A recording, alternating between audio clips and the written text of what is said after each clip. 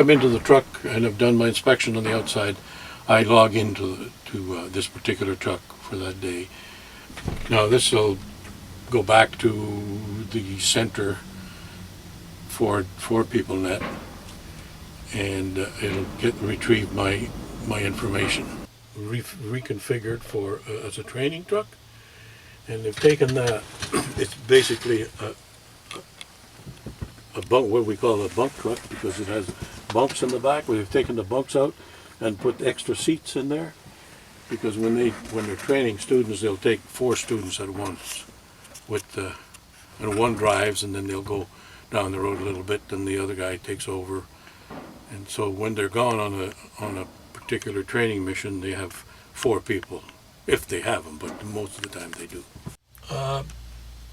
Every driver that comes, whether he's an experienced driver or not, that comes to Manitoulin via TPS, has to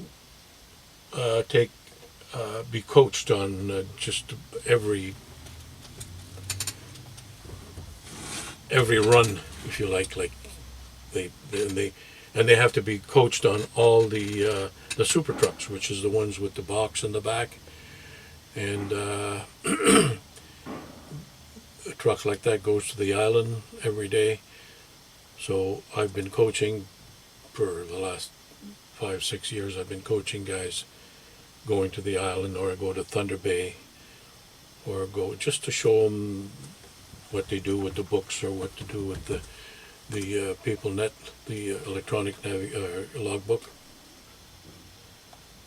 So every driver is coached on every run, so that he does things this company's way, and not the last company he was working for, or out of school. Then he's learning fresh.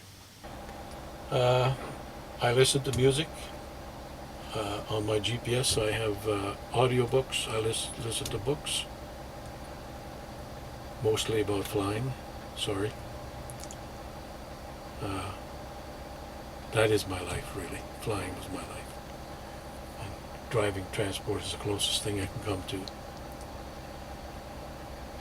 And Johnny Cash was my favorite. I like country music. And incidentally, I had the opportunity to fly Johnny Cash in Saskatchewan. When I came back from Saudi Arabia, I went to work for Athabasca Airways in L'Orange, Saskatchewan. And just so happened that Johnny and June were going for a sabbatical, I guess, in northern Saskatchewan. And I wouldn't mind mentioning that Johnny is a very personable fellow. I would always think he was a little shy, a bit of an introvert. But once we got to know each other, I spent a lot of time with him, because I landed at where I dropped him off when I was overflying. I landed there and see if they were okay. They were there for 2 weeks. So I saw him maybe every second day or every third day. But when we were taking off from L'Orange the first time, there was a big black cloud to the south, and that's the way the wind was blowing, or blowing against us, and we had to go in that direction. And June came up to the front. She said, "We're not going to fly through that, are we?" I said, "No, but we'll be flying towards it for a while." And after we got off, I climbed and then turned away from it. And once we leveled off again, we were heading north.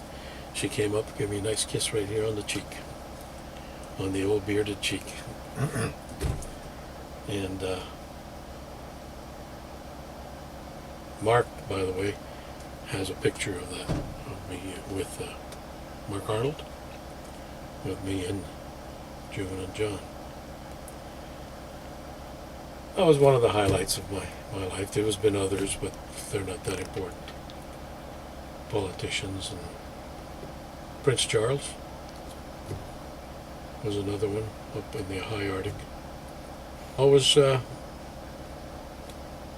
There's always something to think about my past.